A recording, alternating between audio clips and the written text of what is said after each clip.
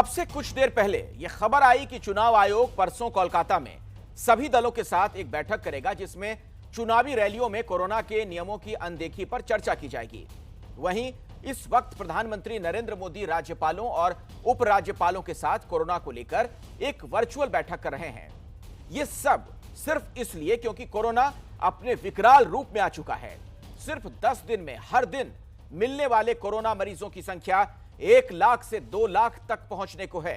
ऐसे में अब जरूरत है कड़े फैसलों की, लेकिन फैसले लेने वाले चुनाव में व्यस्त हैं, चाहे वो बंगाल का विधानसभा चुनाव हो या फिर यूपी का पंचायत चुनाव। तो सवाल ये, कोरोना के कारण जब तमाम तरह की बंदिशें लगाई जा रही हैं, तो चुनाव क्यों नहीं टाले जा सकते? और यही सवाल हरिद्वार में चल रहे कुंभ पर भी है, जो कोरोना का नया एपिसेंटर बन सकता है।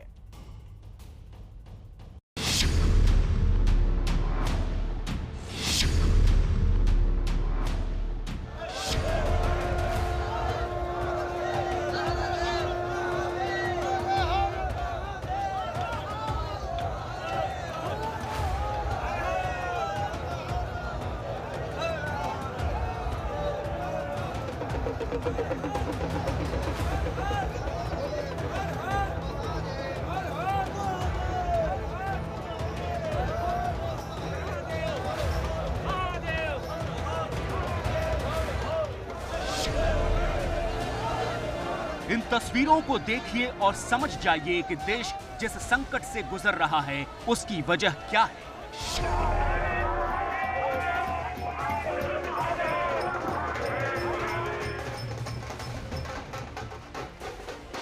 कोरोना के बढ़ते खतरे के बीच जब तमाम राज्यों की सरकारें हर दिन जनता पर नई पाबंदियां थोप रही है, तब हरिद्वार में चल रहे इस कुंभ को लेकर सबने अपनी आंखें बंद क्यों कर रखी है?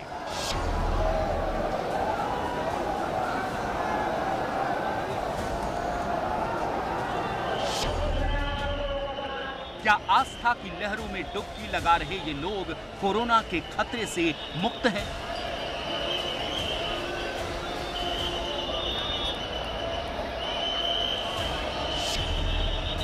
सवाल सिर्फ इस कुंभ का नहीं, सवाल तो उन तमाम फैसलों पर है जो इस वक्त लिए जाने चाहिए पर नहीं लिए जा रहे।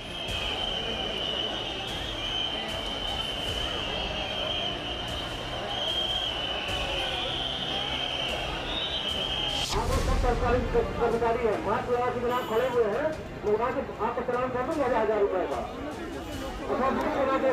कोरोना चल रहा है। उत्तर प्रदेश के झांसी की इन तस्वीरों को देखिए। ये तैयारी है यूपी में होने वाले पंचायत चुनाव की। कई जगहों पर कल पहले चरण के लिए वोट डाले जाने हैं। इसी चुनाव के लिए यहां से पोलिंग पार्टियों को रवाना किया जा रहा है। लगभग 54 पार्टीज डिस्पैच होना बाकी है और बाकी सारे पार्टीज का डिस्पैच हो गया है। इन सारी पार्टीज हमारे पोलिंग बूथ्स पे जाएंगे और वहाँ पे नाइट हॉल्ट करके कल सुबह शांतिपूर्ण तरीके से पोलिंग करा के वापस लौटेंगे।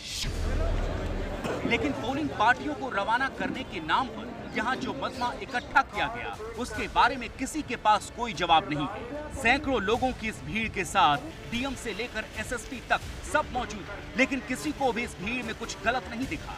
अगर आम लोग इसी तरह किसी जगह पर इकट्ठा होते तो उन पर कोरोना महामारी एक्ट के तहत मुकदमा दर्ज हो जाता। लेकिन इन लोगों को भीड़ लगाने की छूट है, क्योंकि ये तो सरकार के आदेश पर चुनाव की तैयारी कर रहे हैं और चुनाव के आगे किसी की जान की क्या।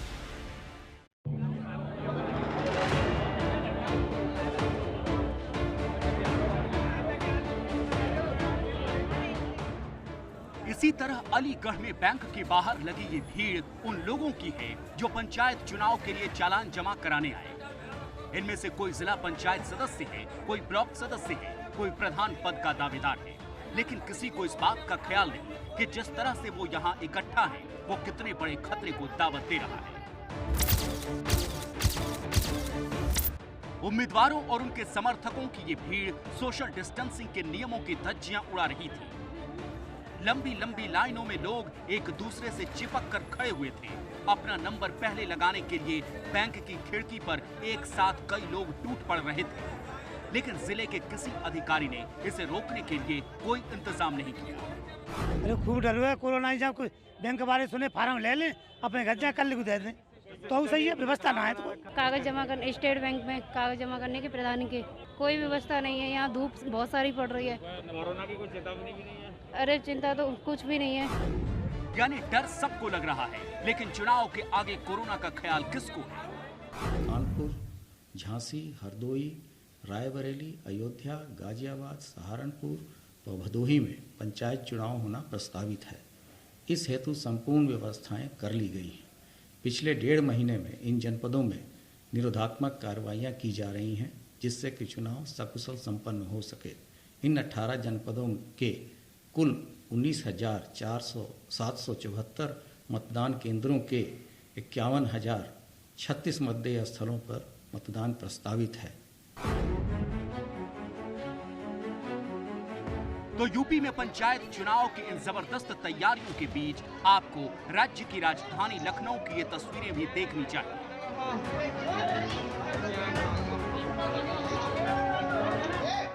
ये लखनऊ का सिविल अस्पताल है और यहाँ जुटी ये भीड़ उन लोगों की है जो कोरोना की जांच कराने के लिए आए। लखनऊ में जिस तेजी से कोरोना फैल रहा है, उसके बाद से अस्पतालों के बाहर लोगों को ऐसे ही जद्दोजहद करनी पड़ रही है, लेकिन इनके लिए व्यवस्था करने वाला यहाँ कोई नहीं। उत्तर प्रदेश में कोरोना के हाल लगातार बद से बदतर होते जा रहे हैं। खुद मुख्यमंत्री कोविड पॉजिटिव हो चुके हैं, पूर्व मुख्यमंत्री अखिलेश यादव कोरोना पॉजिटिव हो चुके हैं, लेकिन अस्पतालों का हाल अगर देखना हो तो इस तस्वीर को देखिए। ये लखनऊ है और ये लखनऊ का सिविल अस्पताल है, जहां पर ये जो भीड़ आपको दिखाई दे रही है, ये भीड़ कोरोना टेस्टिंग के लिए लोगों की है, जो लाइन लगाकर यहाँ पर खड़े हैं। कोई सोशल डिस्टेंसिंग नहीं और सिर्फ काउंटर पर आपस में बहस हो रही है, क्योंकि यहाँ पर जो व्यवस्थाएं हैं वो पूरी तरीके से चरमरा चुकी हैं। क्या हुआ, क्या दिक्कत हो रही है? सर दिक्कत ये है कि मरीज हमारा परेशान है। मैं जांच कराने लेकर के आया हूँ यहाँ पे। देर से खड़े हैं जी, मैं सुबह 8:30 बजे से हूँ। मैं यहाँ सुबह 8:30 बजे से खड़ा हूँ। लगवाए ना, तुरंत जांच होती है। मास्क पहने आप। सर 8 बजे वहाँ पीछे थे, 8 बजे मैं खड़ा हुआ। विदाउट लाइन आ करके यहाँ खड़े, ऊपर से बहस करने के लिए तैयार। 8:30 बजे से आया हूँ, फॉर्म नहीं मिला अभी तक। इनमें से ज्यादातर ऐसे लोग हैं जिनमें कोरोना के गंभीर लक्षण हैं, लेकिन तमाम अस्पतालों के चक्कर लगाने के बाद भी उनका कोरोना टेस्ट नहीं हो पा रहा है। इसी भीड़ में हमें मिले देवी प्रसाद, जिनकी पत्नी व्हीलचेयर पर है। उनका ऑक्सीजन लेवल घट रहा है, लेकिन अब तक कोरोना टेस्ट ही नहीं हो पाया। मैं इमरजेंसी में दिखा लेकर क्या, ये सारी इमरजेंसी में ये जांच करवाई, ऑक्सीजन नहीं, ऑक्सीजन के बाद बहुत जबरदस्ती वो करवा पाया हूँ। मेरी हालत ज्यादा खराब चल रही है सर। इस हालात में अगर कुछ हो जाए तो मैं क्या करूँ? मेरे बच्चे कौन पालने वाला होगा? मेरे बच्चे को कौन पालेगा सर? हमें बताइएगा, बच्चे कौन पालेगा? मैं हाथ जोड़ रहा हूँ। वहाँ सब लाइन, वहाँ जिनका लगा वो सब लाइन के अंदर बैठे हुए हैं। छोटा सा बच्चा मेरा कौन पालने वाला होगा?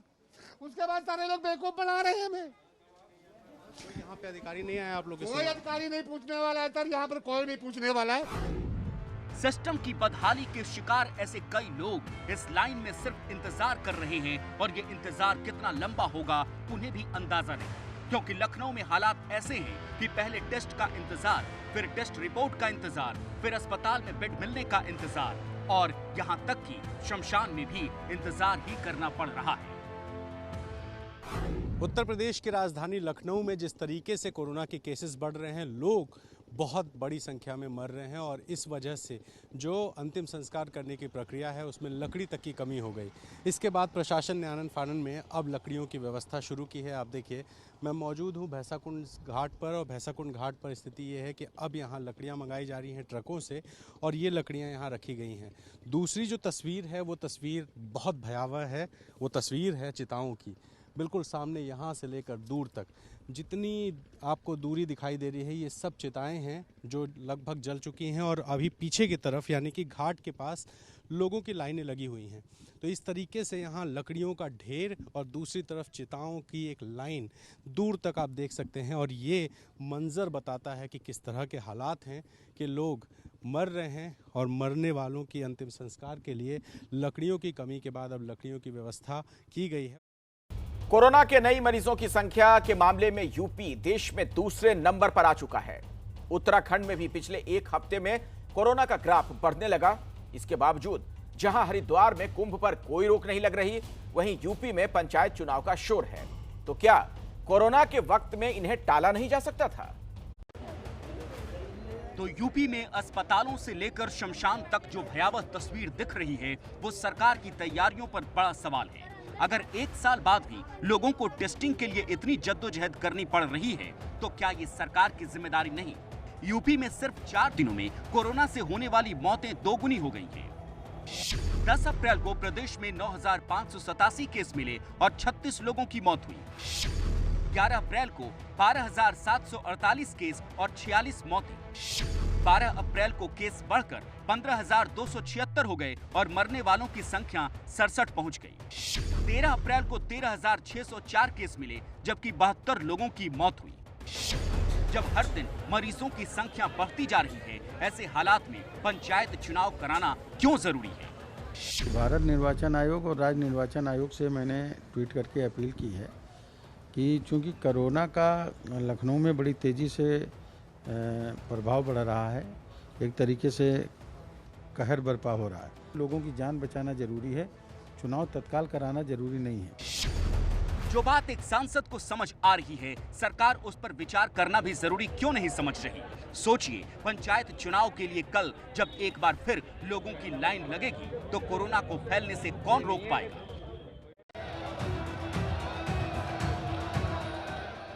कोरोना को लेकर कुछ ऐसी बेफिक्री पड़ोसी राज्य उत्तराखंड में भी दिख रही है। कुंभ को लेकर यहां की सरकार ने पहले बड़े बड़े दावे किए। कहा गया कि बिना कोरोना नेगेटिव रिपोर्ट लिए कोई कुंभ क्षेत्र में घुस भी नहीं पाएगा, लेकिन दूसरे शाही स्नान के बाद ही सरकार के झूठ की पोल खुल गई। 13 अप्रैल को हरिद्वार में कोरोना के 594 मरीज मिले, जिनमें से लगभग आधे कुंभ क्षेत्र में थे। फिर भी सरकार को लगता है कि कुंभ से कोरोना नहीं फैलेगा।